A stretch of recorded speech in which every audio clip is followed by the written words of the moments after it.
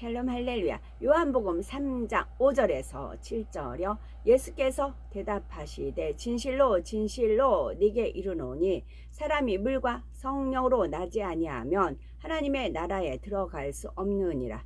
육으로 난 것은 육이요 영으로 난 것은 영이니 내가 네게 거듭나야 하겠다 하는 말을 놀랍게 여기지 말라.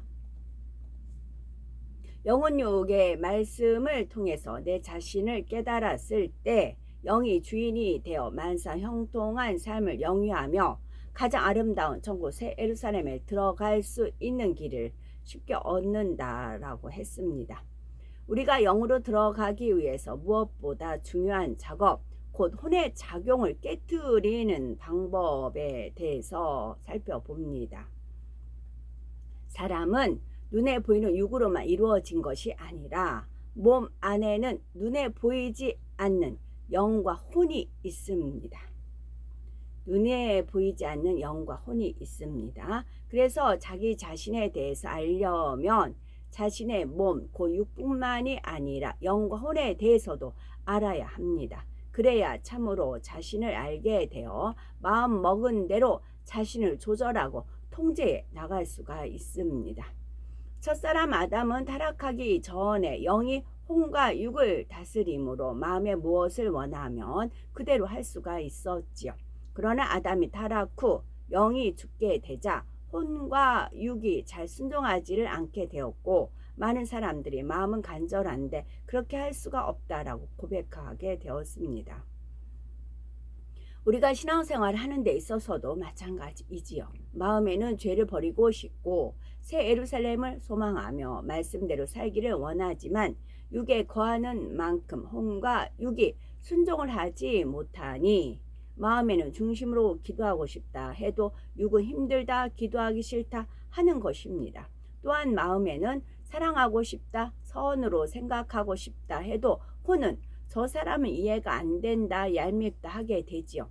그러나 주님을 영접한 후에 영이 살아나면 기도하여 하나님의 능력을 받음으로 불순종하는 혼과 육을 진리 안에 보존시켜 나갈 수가 있습니다.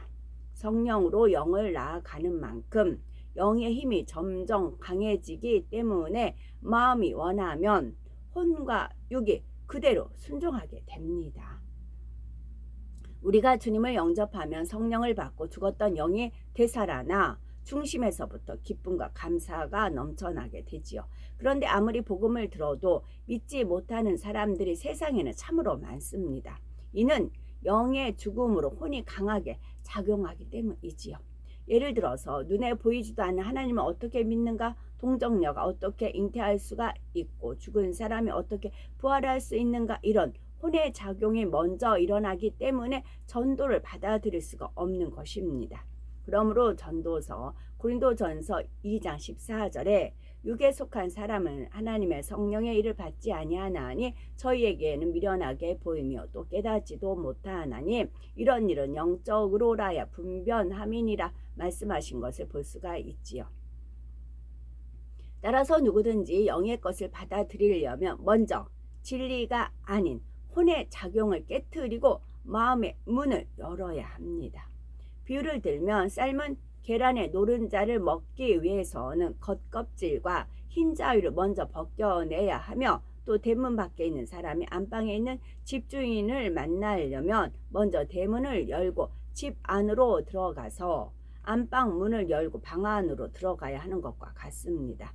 이처럼 먼저는 혼을 깨트리고 다음에 마음 문을 열어야 복음이 사람의 영에까지 닿아질 수 있는 것입니다.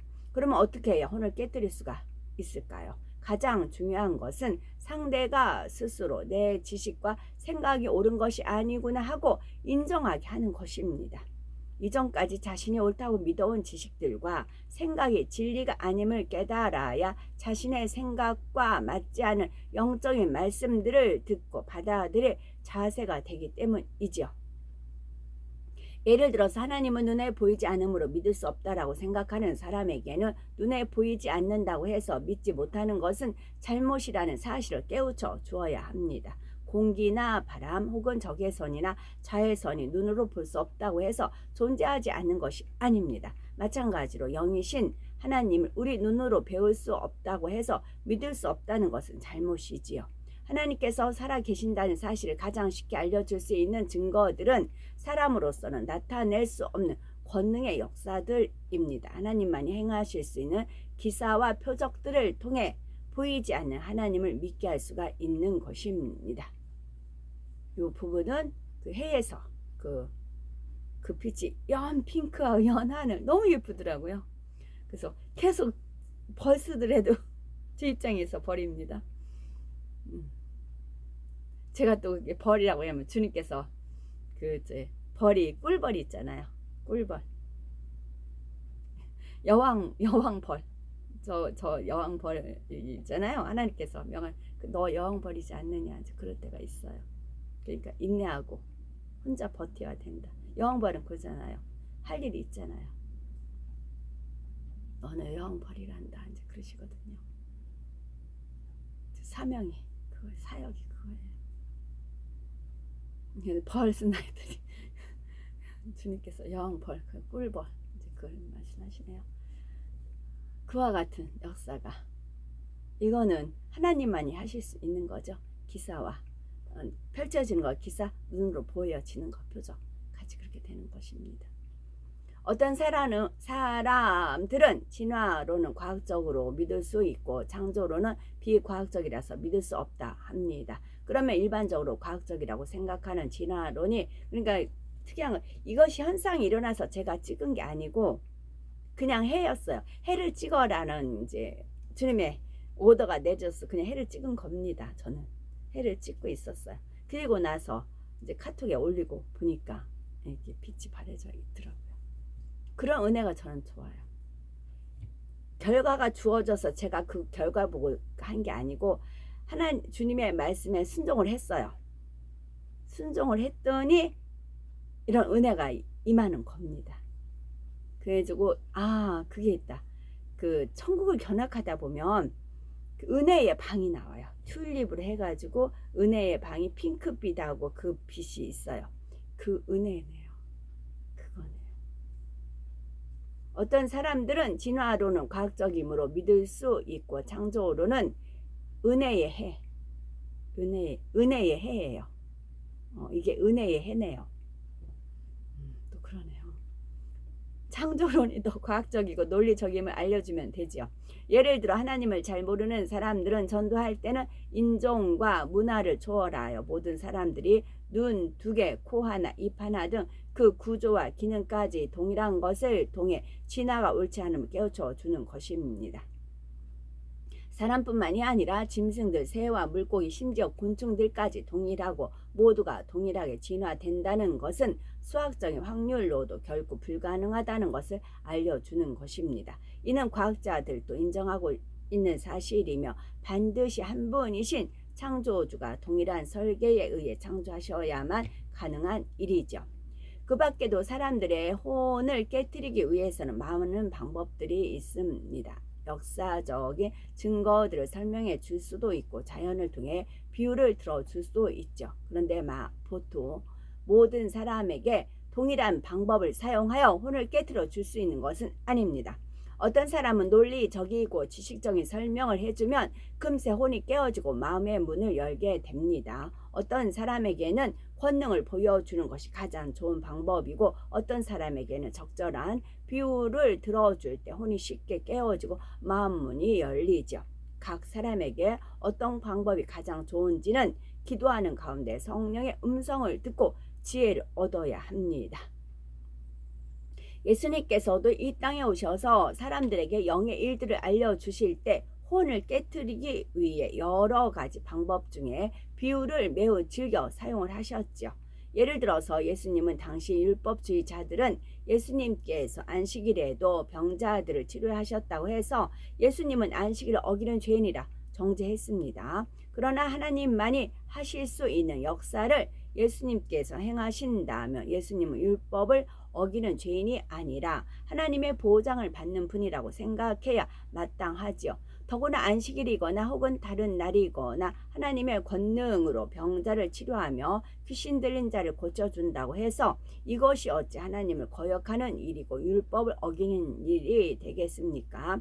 이렇게 참된 것을 설명해 준다고 해도 당시의 율법주의자들은 이해할 수가 없었습니다.